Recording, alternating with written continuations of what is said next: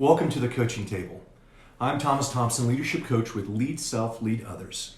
And the Coaching Table is a weekly experience I've launched to help leaders like you have the conversations that you're not having, so we can really help you live well and finish well. Now, today's conversation continues last week's topic of harnessing the power of focus. Focus is about minding our minds. It's about intentionally stewarding our attention towards who and what matters most. Now, we kind of talked about the importance of that last week, and if you want to catch up on that video, you can scroll down and click on my YouTube channel to find it there. But today, I want you to consider this question. Where should your focus be placed? We are being bombarded with demands for our attention, calls for us to care about this cause or this problem, and it can begin to feel a little overwhelming. It seems like we're spending more and more of our time reacting to all the things that are out there. But we don't want to be reactive when we lead ourselves. We want to be proactive, putting our focus where it needs to go. Now, I want to share with you today a tool that I use with my clients to help them figure out the answer to the question, well, where should I put my focus?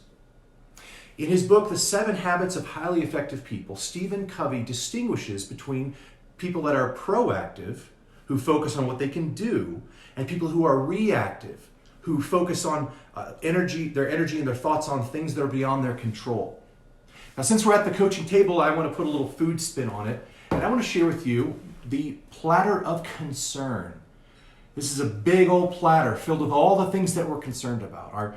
Our family, our job, the economy, politics, pandemics, everything that we have concern over is on this big platter.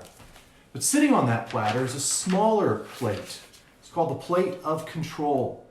These are things we actually have some agency over. We have responsibility for. They're on our plate. These are our attitudes, our decisions, our actions.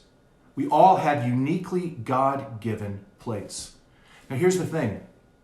The more that you focus on the things that you're concerned about but have no control over, the smaller and smaller this plate feels in your life. You feel anxious, stressed, you feel helpless, overwhelmed, like I can't make anything happen, everything's just going crazy.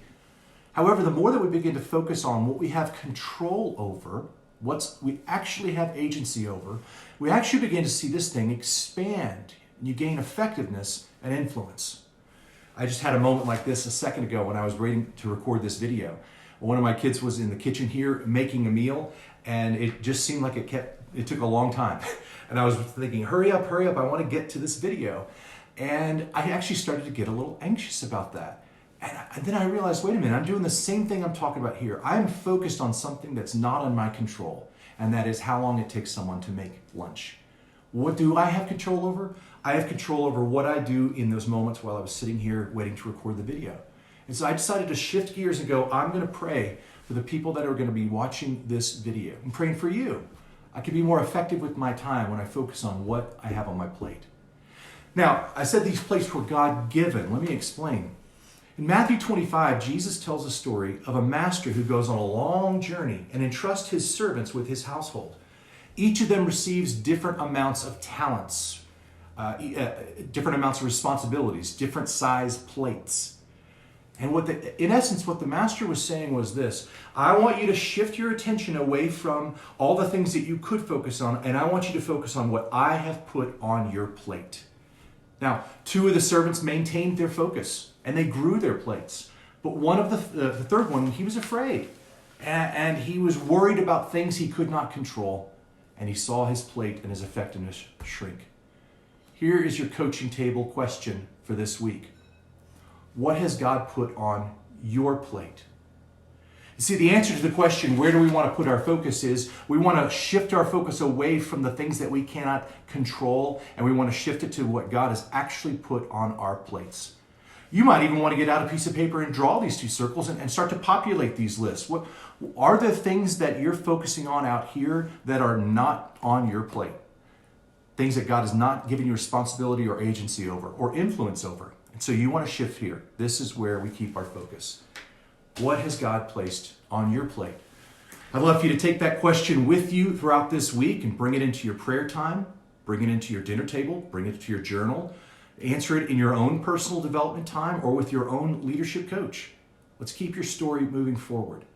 I'd love to be in a conversation with you about how you are figuring out what's on your plate. You can scroll down and tap on my email, or you can be a little adventurous and scroll up and shoot me a little video. I'd love to hear how you're doing it. Well, I'll see you next Monday with another conversation about things that matter when we want to lead ourselves well so that we can finish well. And until then, you're always welcome at the coaching table.